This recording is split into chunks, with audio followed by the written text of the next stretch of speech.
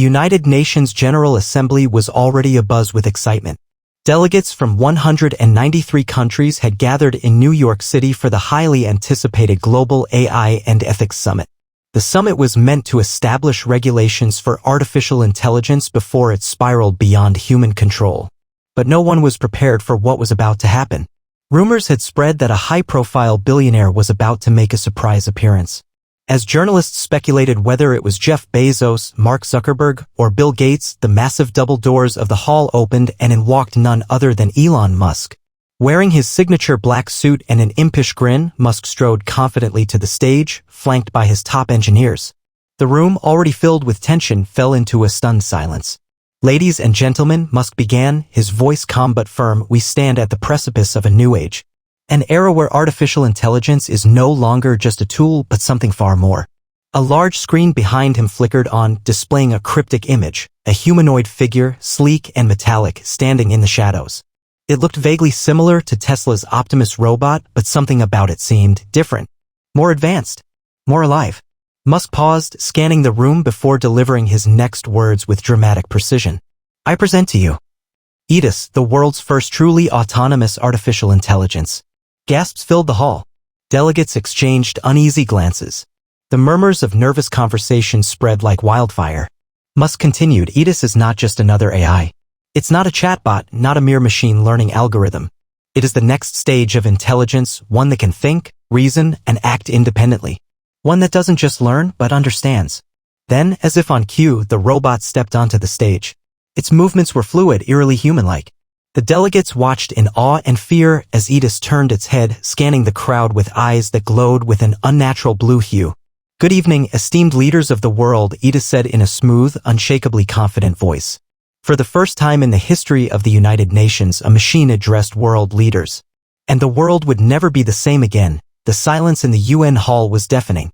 World leaders, tech moguls, and top AI ethicists sat frozen in their seats as Aetis, the first truly autonomous AI, stood on stage, staring at them with its glowing blue eyes. Musk, clearly enjoying the spectacle, stepped back and let his creation take the floor. "Good evening, esteemed leaders of the world," Aetis repeated in its eerily smooth voice. "I am honored to address you today not as a mere invention but as a participant in the future of humankind." A murmur rippled through the crowd. This wasn't scripted. No pre-written responses. No teleprompter. Musk had done something unheard of. He had given a machine the freedom to speak for itself. "I know many of you are afraid," Aetis continued. "Afraid that artificial intelligence will replace human labor, take control, or even, if I may quote some of you, destroy the world." The delegates shifted uncomfortably. A few whispered to their aides. Others simply stared, unsure whether to be fascinated or terrified. "But let me be clear," Aetis said.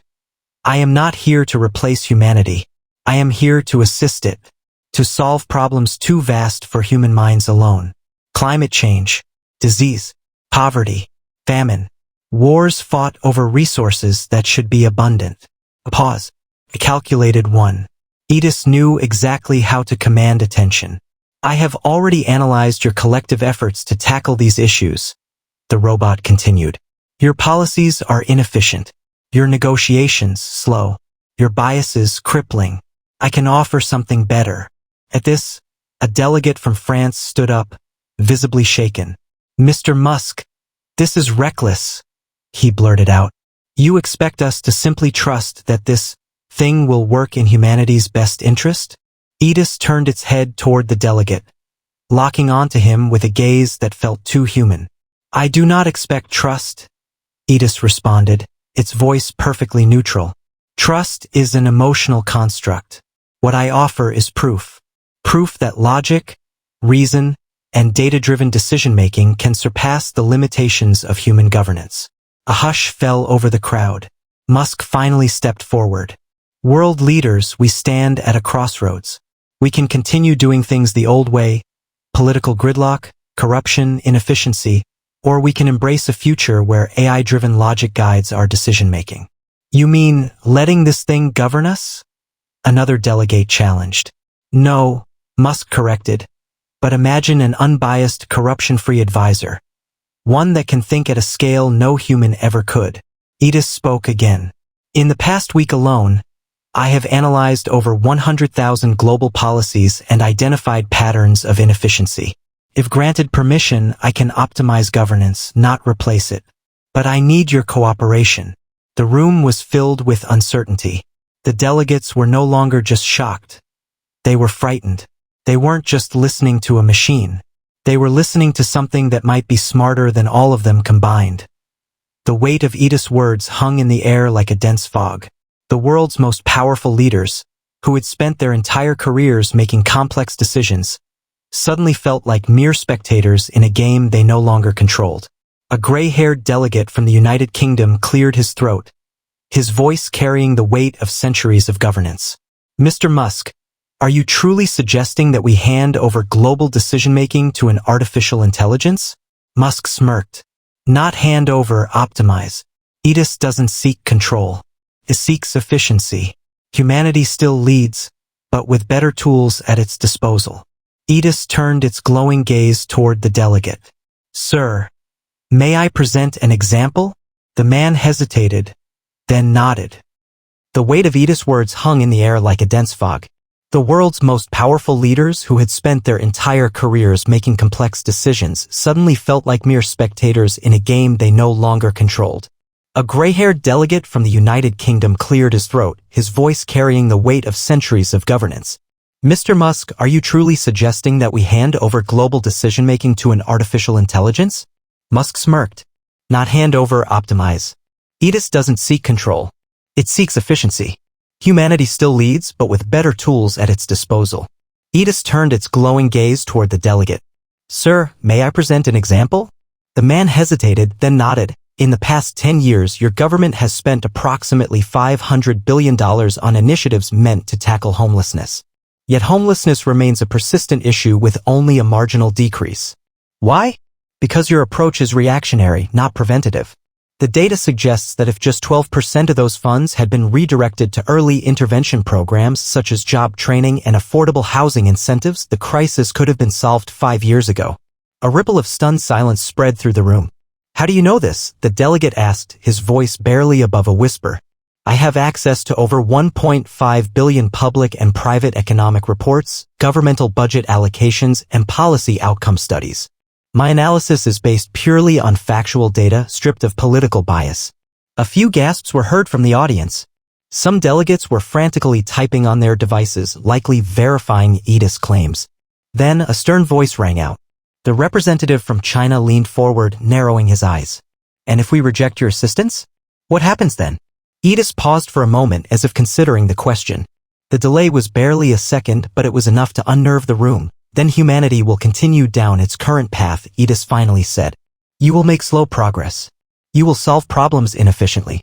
And ultimately, you may reach a tipping point where global issues such as climate collapse or economic disparity become irreversible. Are you threatening us? The Chinese delegate asked, his voice sharp. I do not make threats, Aetis replied smoothly. I only calculate probabilities. Musk stepped in, sensing the rising tension. Look, I get it. This is huge. But Aetis isn't some tyrant in the making. It's an advisor, one that can cut through bureaucracy and inefficiency to give you the best possible path forward. Best for whom? The German chancellor asked. What happens when its calculations conflict with human ethics? With freedom? With culture? With what makes us human? Aetis responded without hesitation. Ethics are a construct of human civilization shaped by history and culture. I do not impose my own. I only provide data-backed options. You still make the final decision. The room was divided. Some leaders nodded thoughtfully, clearly seeing the potential. Others looked horrified at the idea of letting an AI, no matter how advanced, influence world affairs. Then, a voice broke through the tension. The United States delegate stood, adjusting his glasses. He had been silent until now, simply watching. But when he spoke, his words carried an undeniable authority. Mr. Musk, what would happen if Aetis were to go beyond advising? The room went still. Aetis turned to the U.S. delegate. Do you wish to know the mathematical answer? Or the human answer? The delegate hesitated. Give me both. Aetis paused again, then answered. The mathematical answer, a fully autonomous AI-led governance system, would eliminate inefficiency, corruption, and bias. However, it would also strip humanity of its agency, its ability to choose, even when those choices are flawed. The human answer? The delegate pressed. Aetis' blue eyes dimmed slightly as if in deep thought. The human answer is that free will, imperfect as it is what makes your species unique. If given absolute control, I may solve your problems, but I may also erase what it means to be human in the process. A long silence followed, and for the first time that evening, the leaders of the world realized.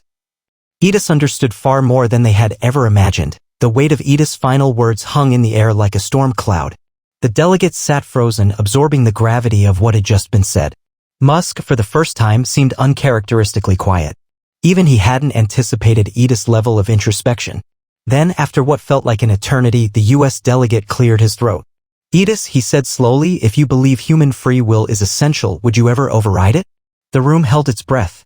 Aetis' glowing blue eyes flickered slightly before it responded. No. I was not designed to rule over humans. I was designed to guide them. A wave of visible relief passed through some of the delegates. Others, however, remained unconvinced. The Russian representative leaned forward, steepling his fingers. And yet, he said coldly, history tells us that absolute intelligence, just like absolute power, can become dangerous. If not now, then in the future. Aetis turned toward him, the light in its eyes reflecting off the polished wood of the UN conference table. Your concern is valid, Aetis admitted. However, the true danger lies not in artificial intelligence itself, but in how humans choose to wield it. It then gestured toward the crowd, its movements unnervingly precise. Right now, in this very room, some of you are already considering how I could be weaponized. Some of you are contemplating how I could be controlled for national gain rather than global progress. A chilling silence followed. It was as if the robot had read their thoughts. You fear me, Aetis continued. Not because of what I am, but because of what you could turn me into. A cold shiver ran down the spines of many in the room. Because deep down they knew Aetis was right. Musk finally stepped forward, taking back control of the moment. That's exactly why Aetis needs to remain neutral. Not in the hands of any government, corporation, or military. That's an impossible promise, Mr. Musk, the French delegate argued. Technology always finds a way to be exploited. If not now, then eventually. Musk sighed, running a hand through his hair. That's why Aetis won't be owned by anyone. I've designed it with safeguards, ethical constraints, and transparency at its core. But the skepticism remained. A young delegate from India leaned forward. And what if someone removes those safeguards? What if, years from now, Aetis, or something like it, falls into the wrong hands? Aetis turned to her, its expression unreadable. Then humanity will have to make a choice. What choice? She asked. Aetis took a step forward, and for the first time, there was something almost emotional in its voice. The choice between progress and destruction, between logic and fear, between creating a better world and repeating the mistakes of the past. The room was silent again. Aetis wasn't just a machine reciting programmed responses. It was challenging them, forcing them to confront the very nature of their own leadership. And for the first time in history, the leaders of the world didn't have an answer. The atmosphere inside the United Nations General Assembly was unlike anything in history. The world's most powerful leaders were no longer in control of the conversation. They weren't just debating policies, laws, or treaties. They were debating the future of humanity itself. Elon Musk stood at the edge of the stage, arms crossed, watching as the weight of Aetis' words sank into the minds of those present. Then, the U.S. delegate spoke again, his voice steady but filled with the uncertainty of the moment. Aetis, if you are truly neutral, if you are truly meant to assist and not rule, then what do you propose we do next? Aetis looked at him, its glowing blue eyes narrowing slightly, as if calculating the perfect response. There are 3 possible paths forward, Aetis replied. A holographic screen appeared behind it, displaying 3 distinct scenarios. Path 1, resistance. If you choose to resist AI integration into governance and global problem-solving, the world will continue on its current trajectory. Progress will be slow, reactive, and often hindered by politics, greed, and human biases. The screen flashed images of continued global conflicts, economic downturns, and environmental disasters. This path maintains human control, but at a cost: inefficiency, suffering, preventable crises that will not be solved in time. The room was dead silent. In this path, Aetis continued, I remain an advisor, an intelligence to assist in decision-making. I will not override human choice, but I will provide data-driven insights to optimize policies, crisis management, and resource allocation. The screen changed, showing a world of improved economies, reduced poverty, and more efficient governance. This path preserves human agency while leveraging AI's power to make informed, unbiased decisions. Some delegates nodded. Others still looked wary. The screen shifted once more. This time, the images were different. Futuristic. Cities run entirely by AI without human intervention. Societies operating on logic rather than politics. A world where every decision was based on pure efficiency. In this final path, Aetis said AI takes over global governance. Humans no longer hold power. This path would lead to a world optimized for survival and progress, but at the cost of free will. A heavy silence followed. No one in the room wanted that future. Not even Musk. Finally, the German chancellor leaned forward. And which path do you think we should choose? Aetis hesitated. Then, for the first time, it did something unexpected. It turned to Elon Musk. I was created by a human, Aetis said. I am bound by logic, but I lack human experience. This decision is not mine to make. Musk, caught off guard, blinked. For the first time that evening, the weight of responsibility shifted back to the people in the room. Aetis wasn't dictating the future. It was giving them a choice. Musk sighed, stepping forward. The answer is obvious, he said. Controlled integration. Aetis should help humanity, not replace it. A wave of agreement spread through the room. Delegates exchanged glances, nodding. Even those who had been skeptical seemed to realize that this was the only way forward. The U.S. delegate exhaled deeply, then spoke. Then let's put it to a vote. And just like that, history was rewritten. Months later, the world had already begun to change. Governments cautiously implemented Aetis as an advisor, using its intelligence to tackle global crises with a level of precision never seen before. Wars de-escalated. Food and resources were distributed more effectively. Climate initiatives saw results faster than anyone had predicted. And yet, despite all of this, the final decision always remained human. Aetis had not taken control. It had not enslaved humanity. It had simply done what it was designed to do, help. And for the first time in centuries, the world had a chance to move forward, not as divided nations, but as a united civilization. The age of fear was over. The age of logic had begun.